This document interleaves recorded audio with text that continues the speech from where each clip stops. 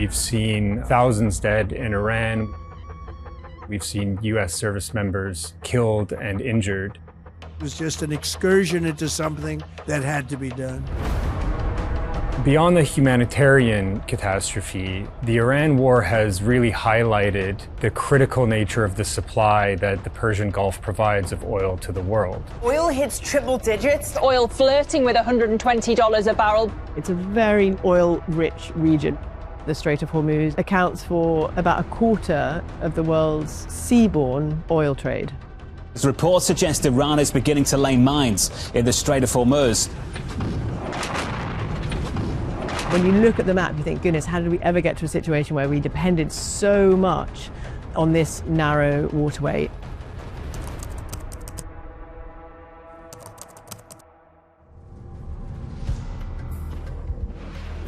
The situation we're in right now is unprecedented. For years, we have always seen the Strait of Hormuz, that narrow waterway that runs alongside Iran, that is in that crucial oil-producing area. We've always known that was a vulnerable point, but it's never been closed off like this. And Iran's new leader says he wants it to remain shut. The only comparable analog to this in recent years is the 2019 Al-Abqaiq attacks in Saudi Arabia, and this knocked out about 6 million barrels a day of capacity. The key question here is duration. And every day that this goes on, it becomes closer to a crisis.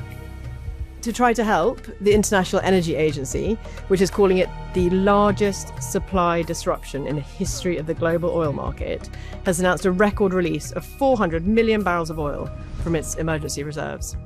We've heard President Donald Trump say that the war is near to an end. We've already won in many ways, but we haven't won enough.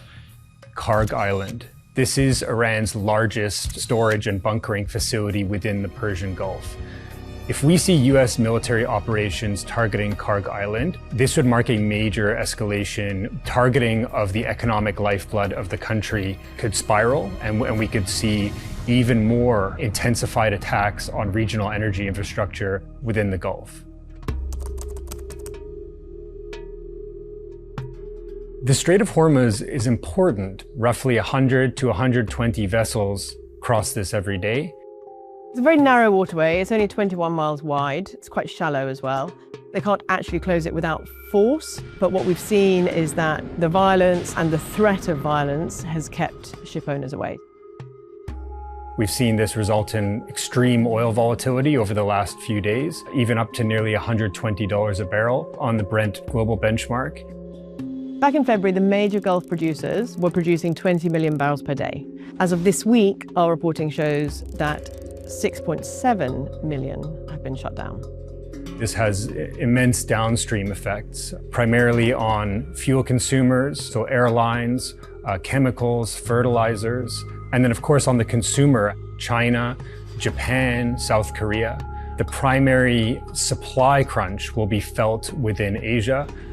Where the rubber hits the road, the real shortages, rationing, panic, queues, that has all been happening so far in Asia.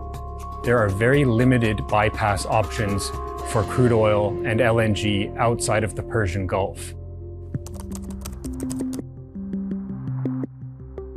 Russia is set to gain from this conflict in some ways. We've already seen the US administration issue waivers to allow India to buy sanctioned Russian oil. Obviously, a higher oil price is good for Putin too. In the US, we're not looking at sort of supply concerns, but what you're seeing is the gasoline price jump because this is a global market, and so the price of oil is set globally. Iran has really shown that it has the ability to impose asymmetric costs and pain on the global economy and on the Western allies. The market doesn't appear to be pricing a long conflict. One thing that people would be really watching for is the idea that the US Navy would be escorting oil tankers. Now, obviously, this is not without risk, and it does mean putting soldiers' lives in danger in the name of letting oil travel freely, but that is definitely something that the market is looking out for.